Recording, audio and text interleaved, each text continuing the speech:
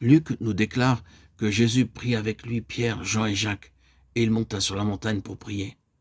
Pendant qu'il priait, l'aspect de son visage changea et son vêtement devint d'une éclatante blancheur. Luc 9, 28-29. Ces trois hommes étaient ceux qui l'avaient suivi de près. Cependant, il leur était difficile de réellement connaître celui qui s'était abaissé lui-même en devenant homme. Mais sur la montagne, ils ont vu sa gloire, cette gloire que son humanité avait jusqu'à cet instant voilée à leurs yeux. Le voile fut ôté. Un court instant, et il leur fut permis d'avoir un bref aperçu de sa véritable nature. Ils avaient connu l'homme, Jésus de Nazareth, sur la montagne. Ils virent le Christ, le Fils du Dieu vivant. Toutefois, ils ne le virent pas lui seul. Moïse et Élie étaient là aussi, Moïse par lequel la loi fut donnée, et Élie le prophète. Dans ces deux hommes, la loi et les prophètes étaient représentés, c'est-à-dire ce qui caractérisait l'ancienne dispensation. Christ, d'autre part, caractérisait la nouvelle dispensation. La loi et les prophètes étaient l'ombre, mais Christ était la réalité. L'ombre est fugitive, seule la réalité demeure.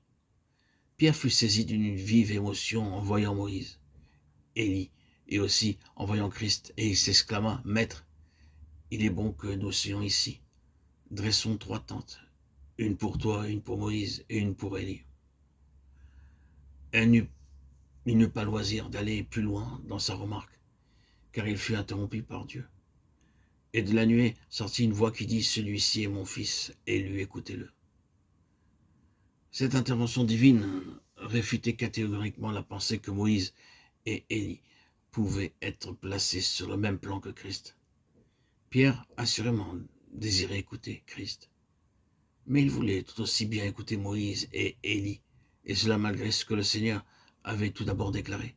La loi et les prophètes ont subsisté jusqu'à Jean.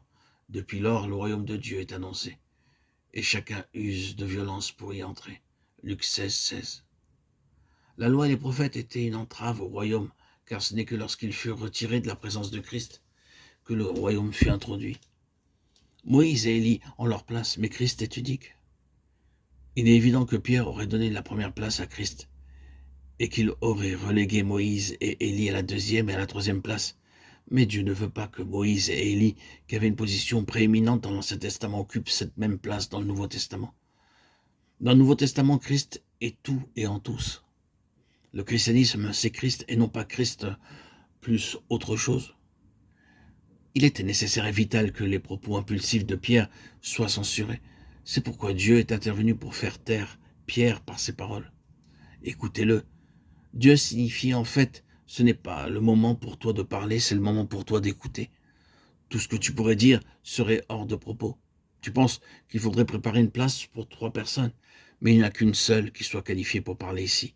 Dieu n'a pas dit écoutez-les, il a dit écoutez-le.